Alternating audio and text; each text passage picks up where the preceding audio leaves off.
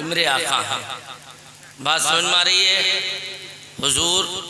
کی بارگاہ میں جو خدیجہ کی نوکرانی تھی نفیسہ، انہیں بھیجا جاؤ مجھے محمد سے شادی کرنا ہے، ان کی کیا مرضی ہے. اب میں اپنے اصلی عنوان پہ آ رہا ہوں. مجھے ان سے شادی کرنا ہے. یہ وہی خدیجہ ہیں جو 2 شوہروں سے بیوہ ہو چکی ہیں، اس کے باوجود انہوں نے شادی کا ارادہ ختم کر دیا تھا، مگر میرے آقا کا حسن و جمال دیکھا تو فدا ہو گئی. بھیج دیا اپنی نوکرانی نفیسہ کو، جاؤ اور جا کر معلوم کرو کیا مرضی ہے. آئیں، آنے کے بعد عرض کرتی ہیں میری ملکہ عرب خدیجہ آپ سے شادی کرنا چاہتی ہے، آپ کی کیا مرضی ہے؟ تو میرے آقا فرماتے ہیں اور نفیسہ جا واپس چلی جا، میں طے کروں گا رشتہ جب طے ہوگا پہلے میں گھر کے بزرگوں سے مشورہ کر لیتا ہوں. پیغام مل گیا، آقا آپ مشورہ کریں گے، آپ کی عصمت ہے. تو یہ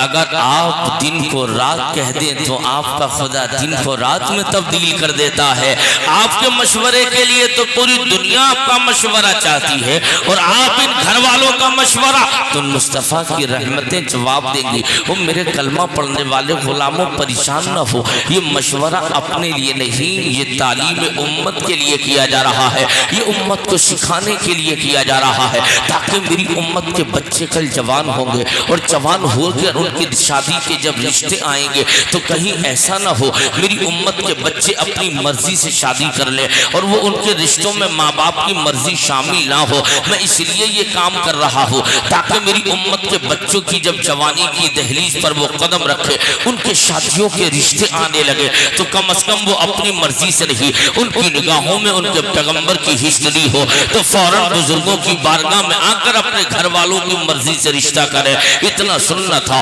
میرے آقا کائنات صلی اللہ علیہ وسلم کے پیارے غلاموں. یہ حضور کی سیرت طیبہ ہے، یہ حضور کی زندگی ہے. سرکار کا نکاح ہو گیا خدیجہ کے ساتھ، اور جب نکاح ہو کر حرم مصطفیٰ میں آ گئی، اور جیسے ہی مصطفیٰ کے نکاح میں خدیجہ آئی ہے تب ان کی پوزیشن یہ ہو گئی، یہ وہ عورت ہے جس عورت کا کوئی پوری دنیا میں کوئی جواب نہیں ہے. یہ وہ ہے جس کو مصطفیٰ جان رحمت صلی اللہ علیہ وسلم نے اپنے حرم میں لیا ہے. یہ اسلام کی پہلی ماں ہے، یہ میری اور تمہاری پہلی ماں ہے. اس ماں کی عظمتیں بے شمار ہیں. آقا کے حرم شریف میں آ گئی، اتنی ساری دولت ہے. اتنی ساری دولت ہونے کے باوجود اس خدیجہ کا عالم یہ ہے کہ مصطفیٰ جان رحمت صلی اللہ علیہ وسلم کے ساتھ اس قدر پیار سے رہ رہی ہے. ایک دن ایسا ہوا اللہ کے حبیب گھر کے اندر ہے، حضرت خدیجہ بھی ساتھ میں ہے. اچانک دروازے پہ دستک ہوئی تو مصطفیٰ آگے بڑھے، اور آگے بڑھنے کے بعد سرکار نے اپنے ہاتھوں سے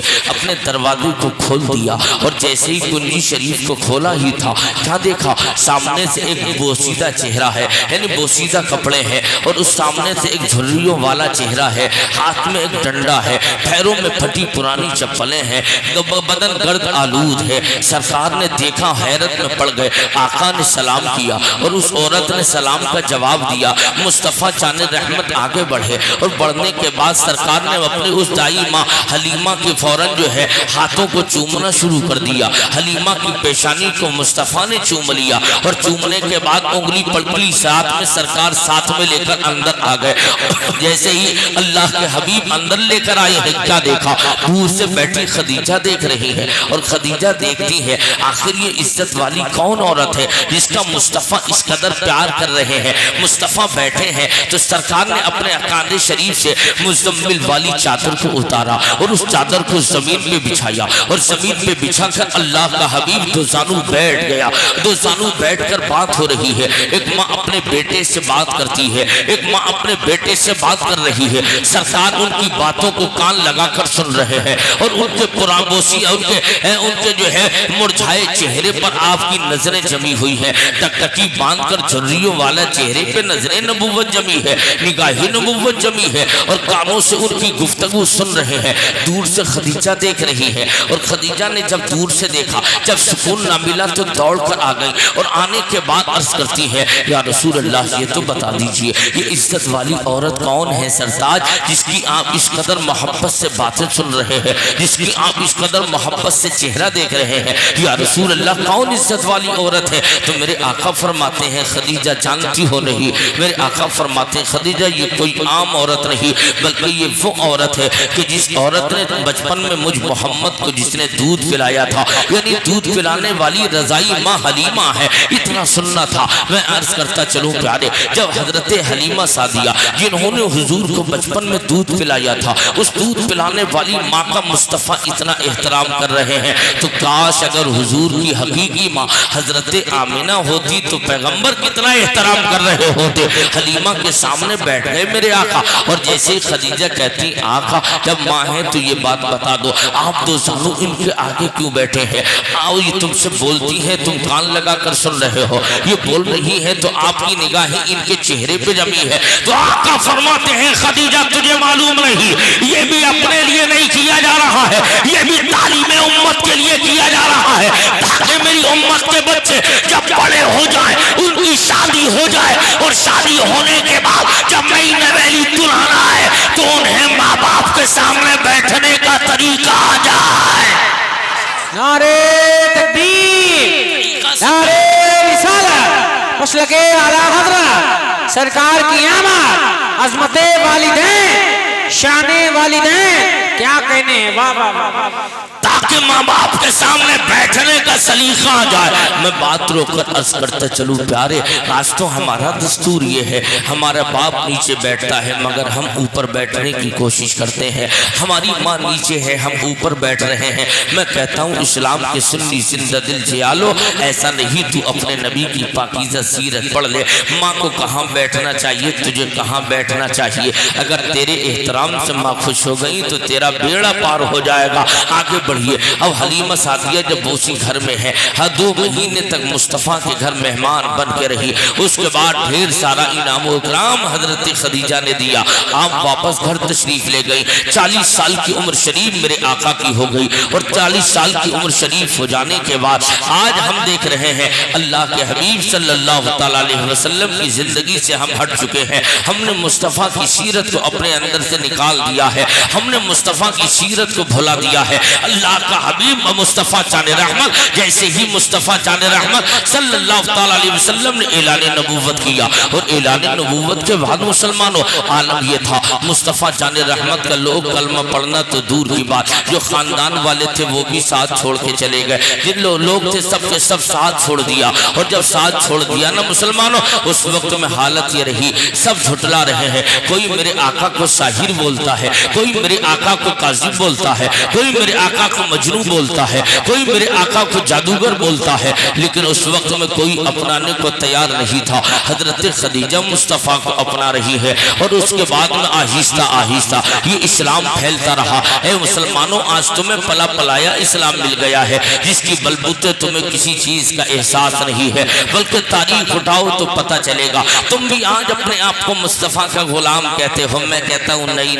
غلام ایسے تو نہیں ہوتے، غلام تو وہ ہیں کہ جن کا چہرہ دیکھیں تو لوگ کہیں کہ دیکھو جب غلام ایسا ہے تو نبیوں کا امام کتنا اچھا ہوگا۔ آج تم غلامی کی بات کرتے ہو، تم غلامی کا دم بھرتے ہو، اور نعرہ لگاتے ہو ہم غوث کے غلام ہیں، نعرہ لگاتے ہو ہم رسول اللہ کے غلام ہیں۔ نہیں، غلام وہ ہوتا ہے جو اپنے محبوب کی ایک ایک ادا سے پیار کرے، غلام اسے کہا جاتا ہے۔ تم کیسے غلام ہو؟ چہرے پہ داڑیاں تمہارے نہیں ہے، تمہارے گھروں میں اسلامی کلچر نہیں ہے، تمہارے گھروں میں قرآن بند پڑے ہوئے ہیں، تمہاری بیٹیوں کے سر پہ دوپٹے نہیں ہے، تمہارے گھر میں سیریل پہ سیریل دیکھے جا رہے ہیں، تمہارے پاس نمازیوں کی اتنی کمی ہے کہ جب مسجد میں آذان ہوتی ہے تو تم گلی گلیاروں میں بیٹھ کر ٹائم پاس کرتے ہو، جب فجر کی آذان ہوتی ہے تم بستروں میں کروٹیں بدلتے رہتے ہو، لیکن تم کہتے ہو نبی کے غلام، میں کہتا ہوں نہیں، تجھے غلام بتا رہا ہو اسلام کیسے ہم تک پہنچا ہے. یہ گرم گرم بستروں پہ لیٹ کر اسلام نہیں آیا بلکہ مصیبتوں کا سامنا صحابہ نے کیا ہے, مصیبتوں کا سامنا مصطفیٰ نے کیا ہے. کبھی مصطفیٰ جان رحمت پر اونٹ کی اوجڑیاں ڈالی گئی, کبھی مصطفیٰ کے راستے میں کانٹے ڈالے گئے, کبھی مصطفیٰ کے راستے میں خندق کھودی جا رہی ہے. مصطفیٰ جان رحمت صلی اللہ علیہ وسلم پر کبھی کوڑا ڈالا جا رہا ہے. اتنی پریشانیاں اٹھائی ہیں تب اسلام ہم تک آیا ہے. انہی پریشانیوں کے طفیل حضرت صدیق اکبر آقا کی بارگاہ میں عرض کرتے ہیں یا رسول اللہ ایک زمانہ ہو گیا, اب ہم گھر میں کب تک عبادت کریں گے, سرکار اجازت دیجئے ہم کھلم کھلا اعلان اسلام کی تبلیغ کریں گے. بہت دن ہو گئے گھر میں تبلیغ لیٹے آقا وقت ہو گیا, اب اجازت تو ہم اعلان تبلیغ کریں گے. میرے آقا فرماتے کیا کہتے ہو صحا ابو بکر عرض کیا آقا اب گھر میں نہیں میدان میں عبادت کی جائے گی, اب اعلان اسلام کا پرچار کیا جائے گا. اتنا سنا میرے آقا فرماتے ہیں بھی حالات بہتر نہیں ہے میرے یار ابو بکر, ایسا کرو حالات بہتر ہو تب اعلان کرنا. لیکن ابو بکر نہیں مانے, بضد ہو گئے. سرکار نے اجازت دے دی اور جب اجازت دینا ہی تھا غلاموں مصطفیٰ جان رحمت کے عاشقوں ادھر اجازت دی, ابو بکر آگے بڑھ گئے اور ابو بکر کا آگے بڑھنا ہی تھا. کیا دیکھتے ہیں مکے کے چوراہے پہ یار پہنچ گئے اور جانے کے بعد اعلان کرتے ہیں مکے والوں یاد رکھنا اگر تم چاہتے ہو کامیابی ملے تو اللہ کو ایک مانو, محمد کو اللہ کا رسول مان لو, اللہ کامیابیاں تمہیں دے گا. جب اتنا سنا تو جیسے ہی آواز فضاؤں میں توڑی ہے, خلاؤں کو چیرتی پھاڑتی. جب یہ کفاران مکہ کے کانوں سے ٹکرائی ہے اتنے میں ابو جہل کمپنی کا ایک گنڈا آ گیا, اس نے ابو بکر صدیق کو مارنا شروع کیا. اس قدر ابو بکر کو مارا گیا پیارے آپ کے کانوں سے خون نکلنے لگا, آپ کے منہ سے خون آ رہا ہے, آپ کی ناک سے خون نکلنے لگا, آپ کے پیشانی زخمی ہو گئی اور آپ بے ہوش ہو کر زمین پہ گر گئے. اور جب بے ہوش ہو کر زمین پہ گرے ہیں نا میرے آقا کے غلام ابو بکر پورا دن ہو گیا بے ہوش پڑے. شام کے وقت میں ایک خادم آپ کے خاندان کا ایک سربراہ آ رہا تھا. اس نے جیسے ہی دیکھا اور پہچان لیا یہ کوئی عام انسان نہیں, یہ ابو بکر کا حفا کا بیٹا ہے. میرے آقا کے غلام کو جب دیکھا تو آگے انہوں نے خبر دی تھی اور خبر جیسے ہی دینی تھی کیا دیکھا تمام لوگ پہنچ گئے, ابو بکر کو اٹھایا اور اٹھانے کے بعد گھر لے آئے اور جیسے ہی گھر لا کر بستر پہ لٹا دیا. اس وقت میں دوستو نہ تو وینٹیلیٹر کا کوئی بندوبست تھا, نہ کسی آئی سی یو کا انتظام تھا, نہ کسی بڑے ڈاکٹر کا انتظام تھا, نہ کسی بڑے ہاسپٹل کا انتظام تھا, نہ کسی پیتھولوجی کا کوئی انتظام تھا, بلکہ مصطفیٰ کا غلام ایسے ہی بے ہوش پڑا ہے. تمام رشتہ دار جمع ہو گئے, تمام خاندان والے جمع ہو گئے. ہر ایک کے دل میں یہی بات ہے اگر آج نہیں تو کل نہیں تو پرسوں محمد کا وصال ہو جائے, ابو بکر کا انتقال ہو جائے گا. اب ابو بکر بچنے والا نہیں کسی صورت میں, اب تو ابو بکر کو مرنا ہی ہے, اب ابو بکر کسی حال میں بچنے والے نہیں ہیں. یہ تمام باتیں کی جا رہی ہے. اتنے میں ابو بکر کی ماں آ گئی اور آنے کے بعد اپنے بیٹے کے کانوں پہ منہ رکھ کے کہتی ہے میرے بیٹے ابو بکر اپنی ماں کو ایک مرتبہ ماں کہہ کر آواز دے لے, ایک مرتبہ ماں کو ماں کہہ کر آواز دے لے, ایک مرتبہ ماں کو ماں کہہ کر پکار لے میرے لال. جب اتنا سننا کہا تھا ابو بکر نے ایک نہ سنی, بے ہوش پڑے ہیں. اس کے کافی دیر کے بعد پھر جب ماں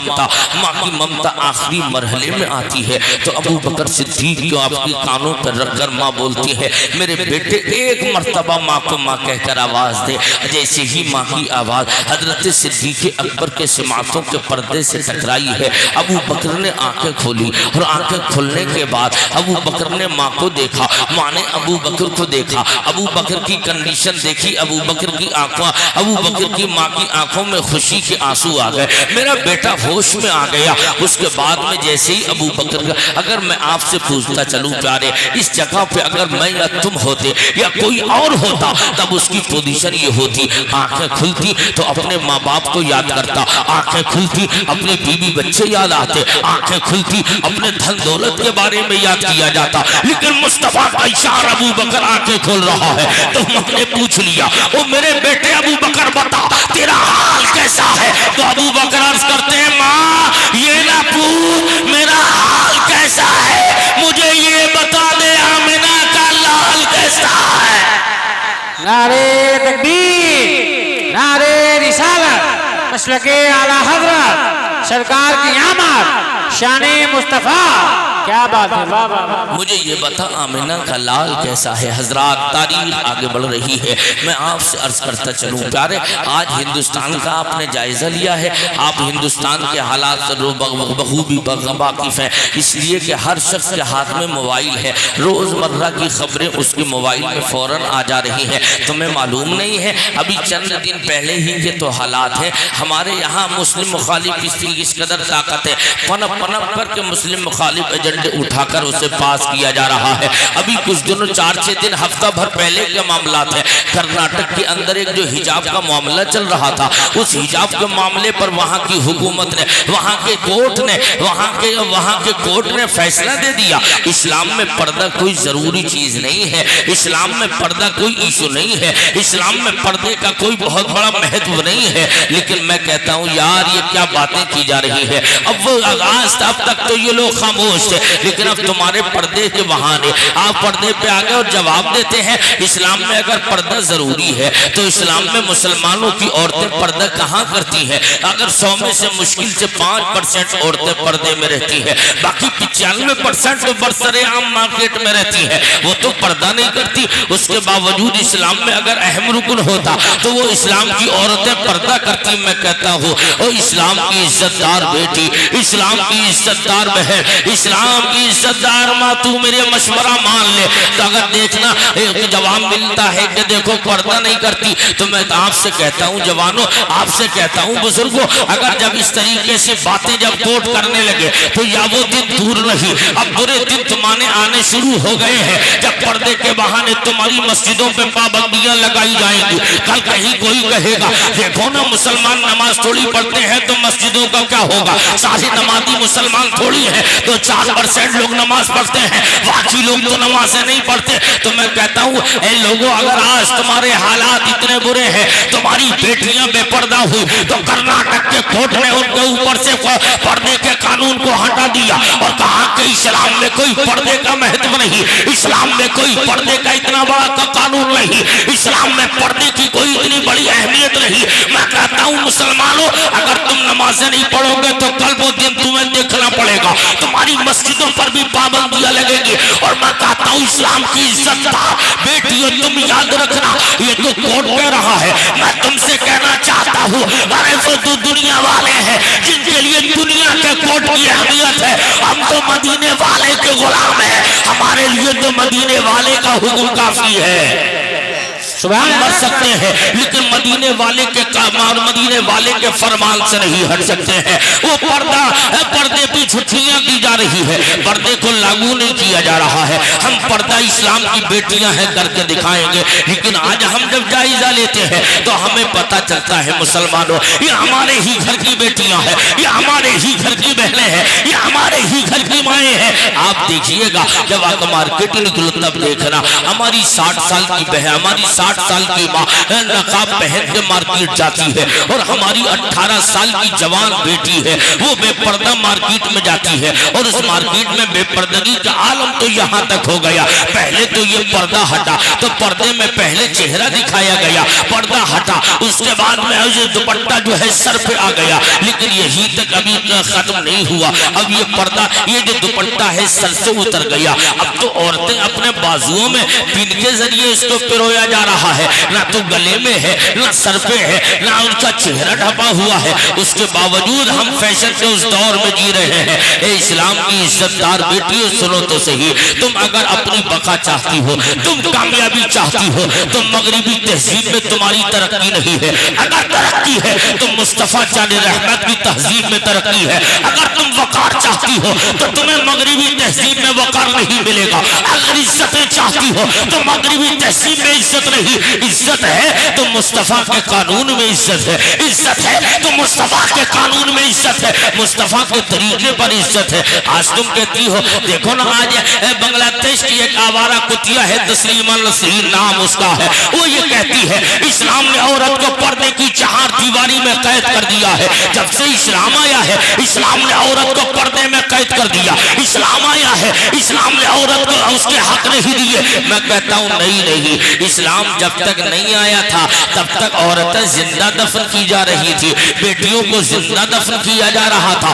اگر عورت کا شوہر مر جاتا اس کی چتا پر، شوہر کی چتا پہ عورت کو زندہ جلایا جاتا تھا۔ یہ اسلام ہی کی تو برکتیں ہیں۔ عورت کا زندہ ہونا، عورت کا زندہ چلنا اسلام نے بچایا ہے، عورت کا زندہ چلنا اسلام نے بچایا ہے۔ اور صرف بچایا ہی نہیں ہے بلکہ عورت کا مقام بتایا۔ آقا نے ارشاد فرمایا اگر بیٹی پیدا ہو تو بیٹی ماں باپ کے لیے رحمت ہے، اگر یہ بیٹی جوان ہو اور جوان ہونے کے بعد جب یہ شوہر کے یہاں چلی جائے تو اس شوہر کے لیے یہ بیوی بن کر جائے گی، تو یہ تیری بیٹی جب بیوی بنے گی تو یہ تیری بیٹی ہے تو تیرے لیے رحمت ہے، جب یہ بیوی بنے گی تو شوہر کے لیے نعمت ہے، اور جب یہ ماں بنے گی تو یہیں تک نہیں اسلام اس کے قدموں میں جنت رکھ رہا ہے۔ نعرہ تکبیر، نعرہ رسالت، مسلک اعلی حضرت سرکار کی آمد، مذہب اسلام، حق خطابت، سبحان اللہ سبحان اللہ۔ کہتے ہیں کہ صاحب اسلام نے عورت کو حق نہیں دیا، میں کہتا ہوں نہیں، جتنا حق اسلام نے دیا اتنا دیا ہی کس مذہب نے ہے۔ اور یہی یقین نہ ہو تو دیکھ لیجئے گا، آپ کہیں گے بنگلہ دیش کی آوارہ کہتی ہے اسلام نے عورت کو پردے کی چہار دیواری میں رکھا۔ میں کہتا ہوں نہیں، جتنی چیز اہم ہوتی ہے اس کو اتنا ہی چھپا کے رکھا جاتا ہے۔ آپ اپنا مکان بنائیے، جب آپ کا مکان تیار ہوگا، مکان کی جب مکمل فنیشنگ ہو جائے گی اس کے بعد میں تجوری کہاں بنائی جاتی ہے؟ آپ کہیں گے مولانا صاحب تجوری تو گھر کے اس جگہ کونے میں بنائی جاتی ہے جہاں رشتہ دار کی بھی نظر نہ پڑ سکے، اتنی چھپا کے رکھا جاتا ہے اس کو تاکہ نہ گھر والے کے سوا کوئی اسے دیکھ نہ پائے۔ میں نے کہا بھائی ایسا کیوں؟ تو جواب ملے گا اس لیے کہ وہاں تجوری اس لیے رکھتے ہیں تاکہ وہاں پہ ہم اپنا سونا رکھیں گے، چاندی رکھیں گے، پیسہ رکھیں گے، زیور رکھیں گے۔ کہاں کیوں؟ تاکہ کسی کی نظر نہ پڑے، کوئی چرا کے نہ لے جائے۔ میں نے کہا ہاں بات تو صحیح ہے کہ تیری نظر کے لیے سونا اور چاندی قیمتی ہے، جس کو تو مکان میں چھپا کے رکھتا ہے، تو میں کہتا ہوں مسئلہ حل ہو گیا۔ تیری نظر میں سونا چاندی قیمتی ہے جس کو چھپانا ضروری ہے، اور اسلام کی نظر میں عورت قیمتی ہے جس کو پردے میں رکھنا ضروری ہے۔ کیا بات ہے، سبحان اللہ سبحان اللہ۔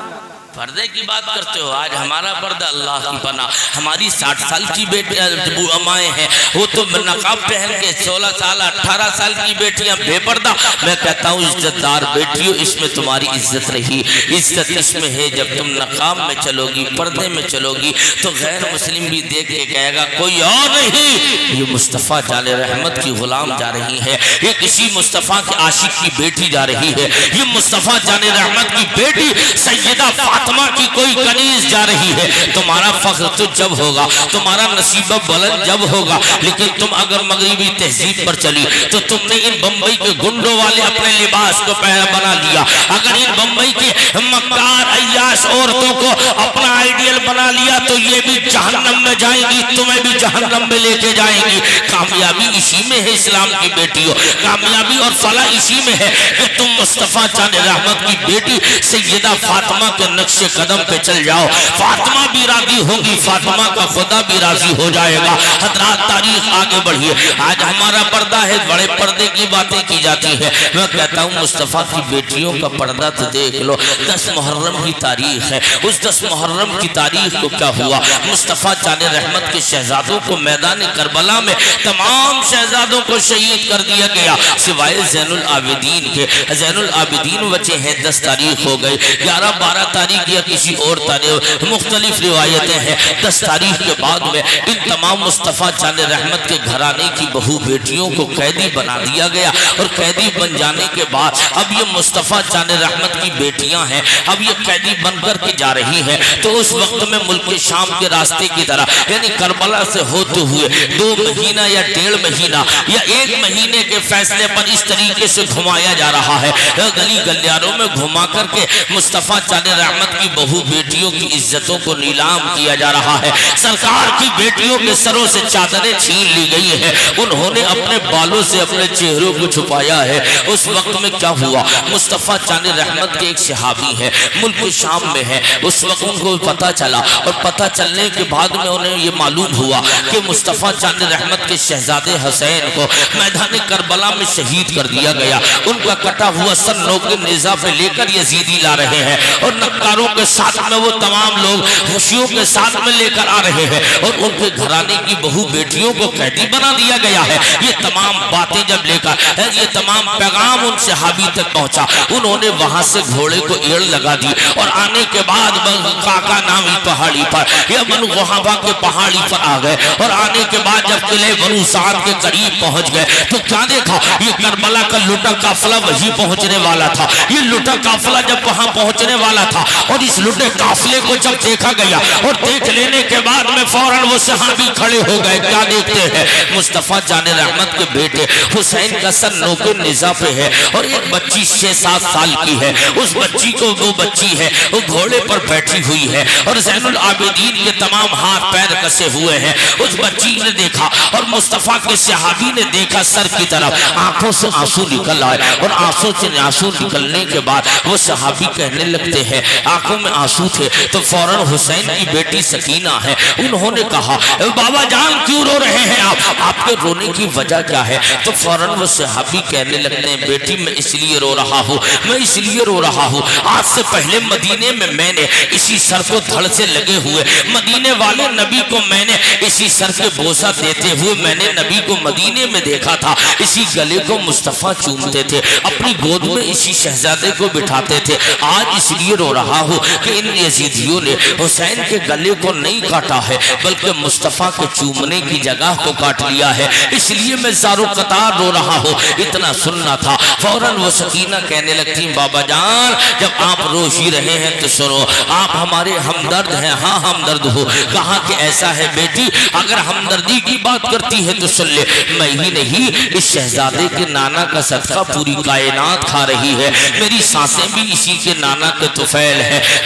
کہا بیٹی بتا تیرا نام کیا ہے؟ کہا کہ مجھے جانتے ہو نہیں؟ کہا کہ میرا نام، کہا آپ کا نام یا میں آپ کا نام پوچھنا چاہتا ہوں۔ تو فوراً اس بچی نے کہا تھا میرا نام پوچھتے ہو؟ ہاں ہاں میں اسی سر والے حسین کی بیٹی ہوں، اور میرا نام سکینہ ہے، میرا نام سکینہ ہے۔ اتنا سنا تھا فوراً دل دھڑک گیا، کہنے لگتی ہیں بیٹی کیا کہنا چاہتی ہو؟ کچھ مانگو گے تمہیں دیا جائے گا، جو کہو گے پورا کیا جائے گا۔ فوراً سیدہ سکینہ عرض کرتی ہیں بابا میں آپ سے کچھ اور نہیں مانگ سکتی، البتہ یہ مانگ رہی ہو وہ بابا جان ایسا کیجیے آپ میرے باپ حسین کا سر ان یزیدیوں سے کہہ دو ہم سے تھوڑا دور لے کر چلے، اتنا دوری پہ لے کے چلے کہ ہمارے سروں سے ان یزیدیوں نے چادریں چھین لی ہیں، ہمارے سر ننگے ہیں، ہم نے اپنے چہروں کو اپنے بالوں سے چھپا رکھا ہے۔ وہ بابا جان یہ یزیدیوں سے کہہ دو کہ ہمارے باپ کے سر کو دور لے کے چلے، اگر قریب لے کے چلتے ہیں نا بابا تو لوگ ہمارے قریب آتے ہیں،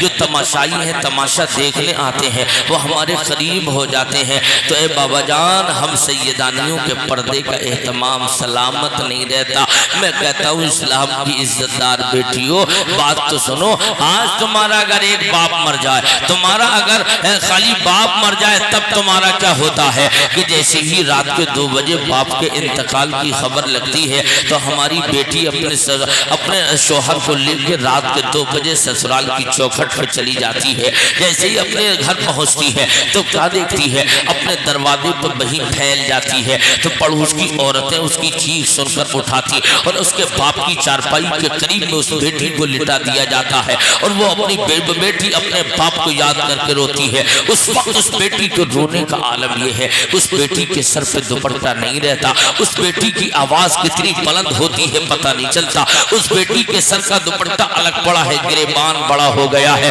بال بکھرے ہوئے ہیں۔ میں نے پوچھا او بیٹی بتا کیوں رو رہی ہے؟ تو جواب ملے گا میں نہ روؤں گی تو کون روئے گا، اس لیے کہ میرے سر سے میرے باپ کا محبت بھرا سایہ چلا گیا، میں رو رہی ہوں میرا باپ چلا گیا، میں رو رہی ہوں باپ کی چوکھٹ چھوٹنے والی ہے، میں رو رہی ہوں باپ کا پیار چلا گیا۔ تو میں نے کہا تیرا تو ایک باپ تھا، انوکھا باپ تھا، لیکن تیرے تو صرف باپ ہی تھا نا، لیکن یاد رکھ لے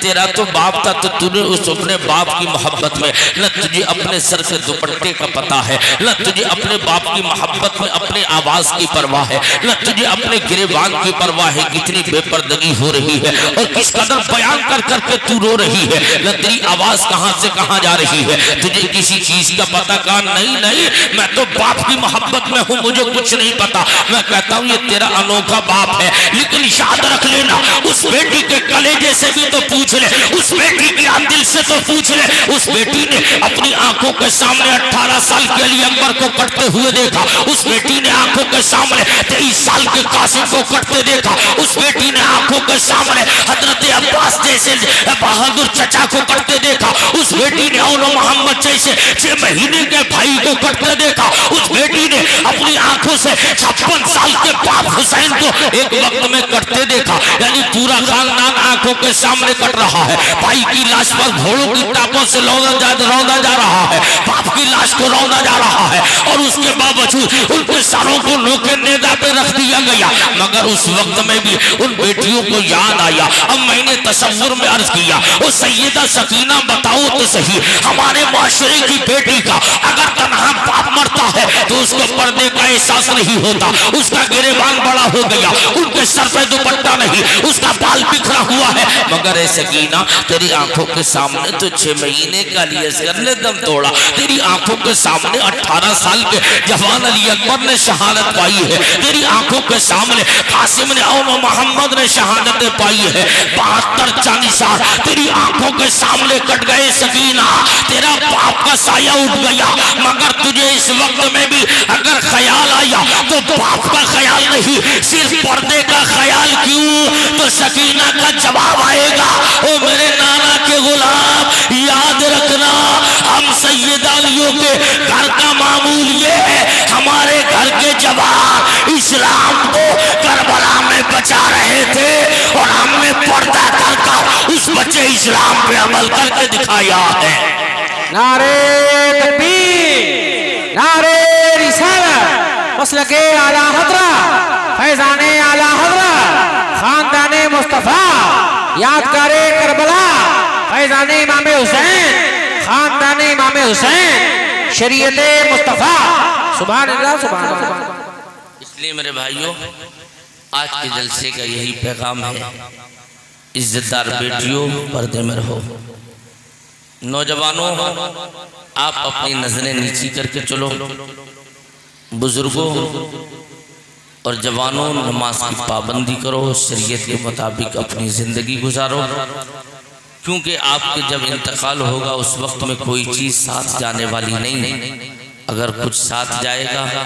تو آپ کی نماز آپ کے ساتھ جائے گی، آپ کے نیک کام آپ کے ساتھ جائیں گے، اور اس کے بعد اگر آپ نے یہ تمام کام نہیں کیے تو یقین رکھنا آپ کے کپڑے بھی لوگ کینچی سے کاٹ کاٹ کر اتاریں گے، آپ کے ساتھ دولت جانے والی نہیں، آپ کو صرف جو ہے تنہا بغیر سلے کفن میں لپیٹ کر قبر کی اندھیری کوٹری میں آپ کے گھر والے اتار کر چلے آئیں گے، آپ کے ساتھ میں نہ تو بیٹا سونے جائے گا، آپ کے ساتھ میں نہ آپ کی ماں نہ باپ نہ بیوی بچے کوئی سونے کو تیار نہیں ہوگا۔ میں کہتا ہوں اے لوگوں اگر اس اندھیری کوٹری میں اگر کام آنا ہے تو صرف مصطفیٰ چاند رحمت کام آئیں گے، تو اس جب کملی والے آقا مصطفیٰ چاند رحمت جب اندھیری کوٹری میں ہمارے کام آنے والے ہیں تو ہم بھی اٹھتے بیٹھتے اسی نبی کے مطابق اپنی زندگی گزارے، اس نبی کے پیغام کے مطابق زندگی گزارے ہم، تاکہ ہم دنیا سے جائیں تو آقا ہماری قبر میں تشریف لے آئیں، اور جب سرکار قبر میں آئیں گے تو یقیناً ہماری قبر میں بہاریں ہی بہاریں ہوں گی، لیکن آقا نے پہچان لیا تو بیڑا پار ہو جائے گا۔ اس لیے میرے آقا کے چہیتے غلاموں میں آپ سے عرض کرنا چاہتا ہوں، اے اسلام کے مقدس جیالو، تم کی کوشش کرو، حضور کی زندگی کو اپنی زندگی میں شامل کر لو، یقیناً دنیا میں انقلاب آئے گا۔ جس انقلاب کی تمہیں ضرورت ہے اس انقلاب کا صورت تمہارے آنگن سے طلوع ہوگا۔ اللہ پاک کی بارگاہ میں دعا ہے میرے مولا جو کچھ میں نے بول دیا اسے اپنے فضل و کرم سے قبول فرما لے، میرے بولنے میں جو غلطیاں ہوئی ہوں مولا اسے اپنے فضل و کرم سے معاف فرما دے۔ مولا جو کچھ بولا اس پہ مجھے بھی اور آپ سبوں کو عمل کی توفیق عطا فرمائے۔ سارے لوگ بلند آواز سے کلمہ پڑھیے اور بولیے لا الہ الا اللہ محمد الرسول اللہ۔ بس چلتے چلاتے حسنین رضا منظری پیغام دے کر واپس ہو رہا ہے۔ یہ زندگی سواریے دلشاد کیجئے، لمحات زندگی کے نہ برباد کیجئے۔ جب مقصد حیات عبادت خدا کی ہے پڑھیے نمازیں مسجدیں آباد کیجئے۔ اسلام زندہ باد، مسلمانان اہل سنت پائندہ باد، مسلک اعلیٰ حضرت زندہ باد، وما علینا الا البلاغ۔ السلام علیکم ورحمۃ اللہ وبرکاتہ۔